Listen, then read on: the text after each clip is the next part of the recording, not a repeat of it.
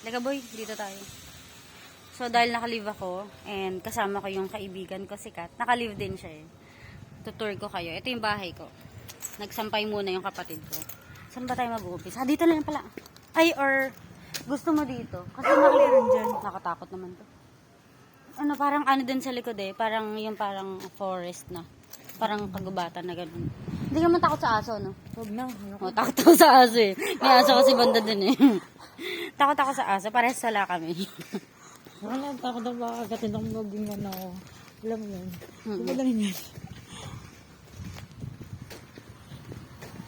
Ano, tools for rent.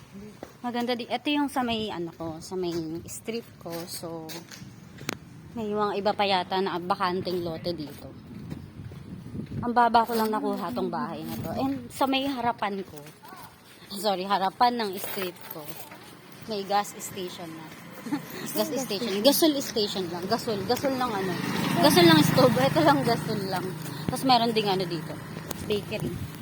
Ayan, may Ako bakery. yung ano nito to park. Ito, meron palang ano. Basketball. Oh, may basketball court pala. Saan kayo nagkape yung kapatid ko? Sabi niya Parang magkakape. wala naman ako kapatid mo doon. Ang ganda. Ayun eh. Diba? Meron siyang ano, merong pangalan nito. Parang yung basketball Court. court. Tapos merong clubhouse din dito. Ang galing community na siya. Punta natin yung Clubhouse? Clubhouse. Boy, oh, sige boy. Diba? Ay, nag-ano pala sila din. No? Nag-aayos na.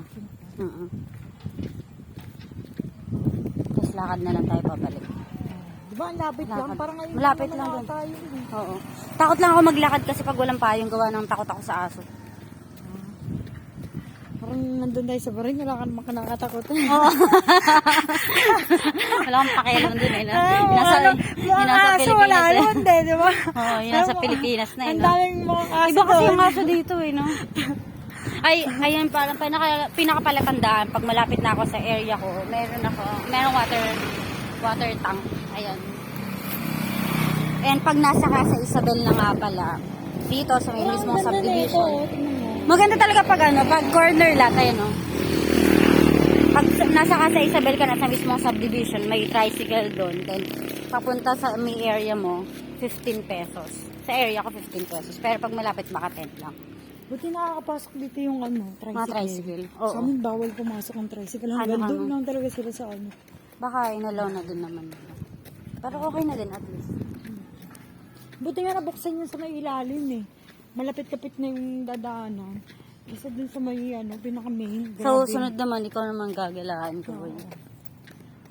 Unti-unti na lang. Unti-unti na lang matatapos na. Ngayon lang nakagala dito. Ang galing. No? Kasi pag nagpupunta ako dito pag off ko, lagi ako nagmamadali kasi unti lang naman yung off ko. Yung oras. And, oo, oras. Eh ngayon kasi, nakalive talaga ako. And, ito malapit na tayo sa may papakita ko sa iyo yung ano. Ay, ito parang bahay. Ang parang clubhouse. Okay, tindahan talaga. The boy. Kala ko nagtitinda ng Yakult. Saan na lang, wifi na lang yung kailangan mo. Ano? Oo.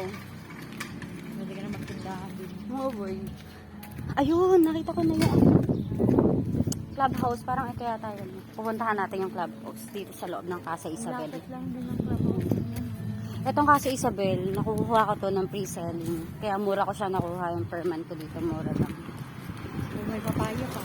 Oo nga. No? Yan na. O, diba? Ang ganda ng probinsya. Ang ganda talaga ng Casa Isabel. Dito sa... diba may laundry area pa. Ang galing, no? Gcash. Self-service yan. Oo. Galing. Oh, so ito yung clubhouse. Pag morning, kasi may mga page kami, may mga nagsusumba dito. Puntahan natin. Simple lang din yung clubhouse namin, boy. Pero okay lang. May kapatid mo may Uy! destination. Bin! Halika, dahil lang. Yung kapatid ko pala. Alay lang. May sariling mundo kasi itong kapatid ko. Bin, halika, Bin. Sige. Bin, wala yung susi doon, Bin. Susi, wala. Nandun doon, natutulog. Buksan mo na lang, Bin, ha? Hindi ka bumili ng tinapay mo. Sige na. Naglakad lang pala. Nagpahangin siya. dati mo.